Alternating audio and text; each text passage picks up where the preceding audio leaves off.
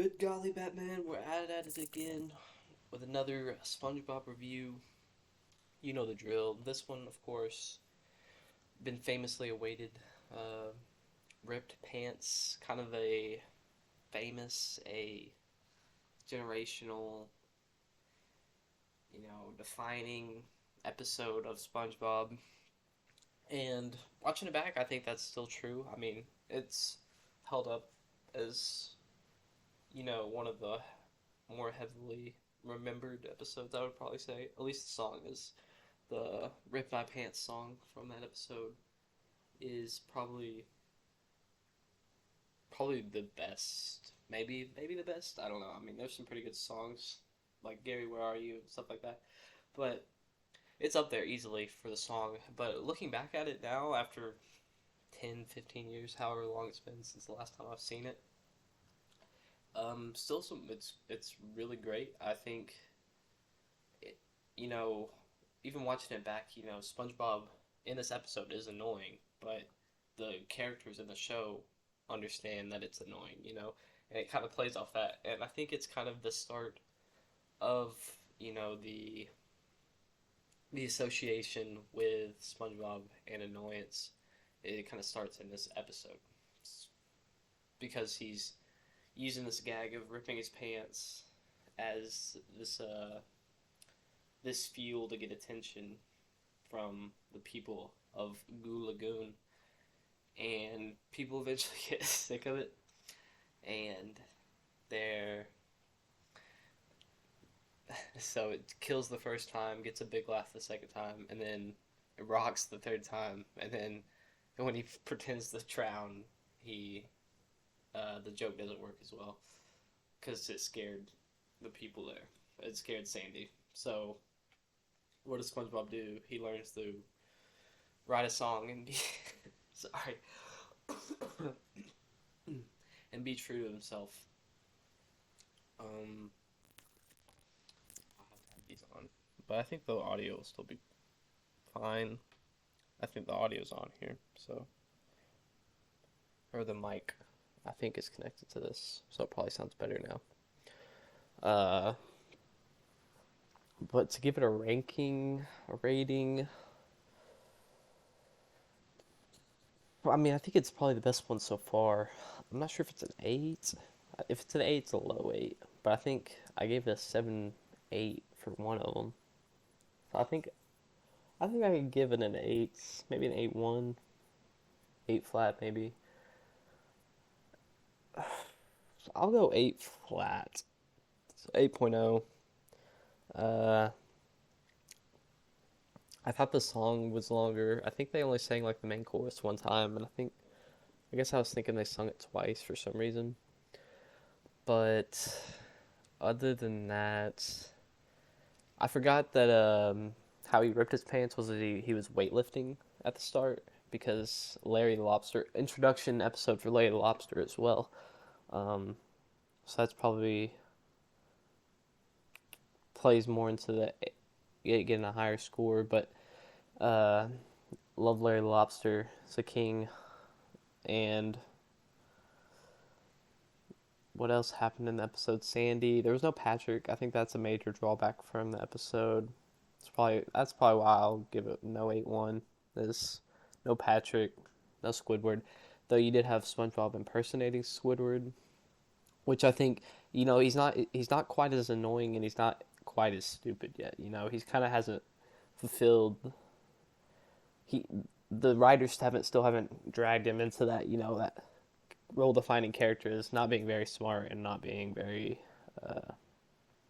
and being kind of annoying. And I think that's a little interesting. The writers are still trying to define what SpongeBob is and what SpongeBob isn't. And looking back at it, it's like weird to see maybe a different path they could have gone with SpongeBob where he wasn't as annoying or as loud. Maybe I guess not as annoying. It is a kids show, so I mean, I don't know. It's difficult probably to make a character not annoying in a kids show, but as loud, I guess is the better way to describe it. And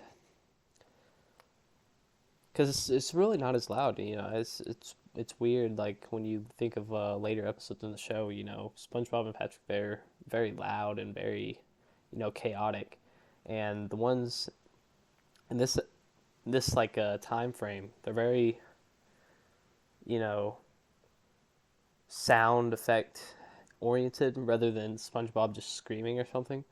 Uh, like in between, like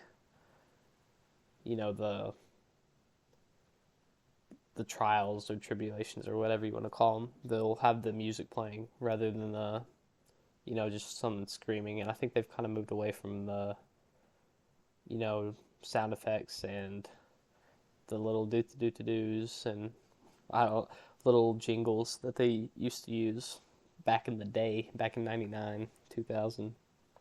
Uh, but yeah, I still think it's a great episode.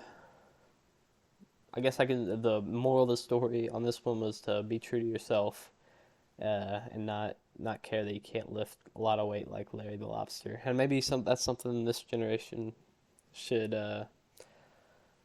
take hold of. You don't have to do steroids. You can just be a chill guy that works out and be healthy, but not look like Sam Sulek or whoever else that's on the roids. But I mean, if you want to do roids, I guess my, my I'm no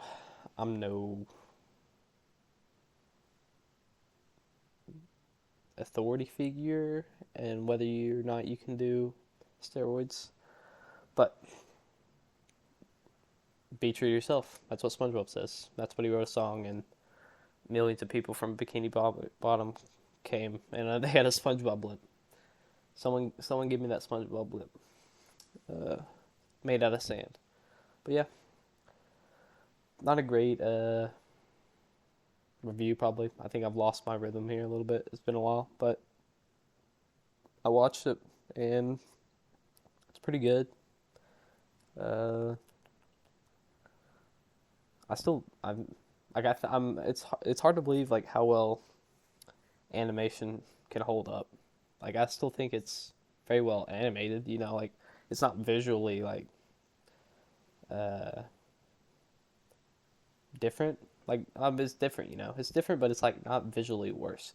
Like if you go watch Friends or Seinfeld or whatever, there's a visual like not deterioration, but visual downgrade that you have there, which I don't think it's there necessarily in cartoons because you could kind of animate around the times and the poor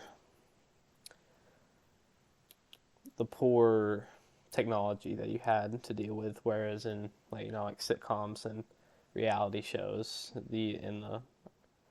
there's going to be a visual upgrading of technology as the cameras get better, whereas a picture's still a picture, or a drawing's still a drawing rather than a picture. But I mean, I'm a fan of SpongeBob, and check out the Goku hat, Christmas present. So real classy thing. But yeah. Next one is jellyfishing. That's episode 5. This was 4. Next is 5. So check on that when it comes out. Thanks for watching, if you watched this far. Which is probably Donut Kitten, if anybody, or Mr. Turtle Boy. Those two are probably the only ones that are going to watch all the way through. But thank you.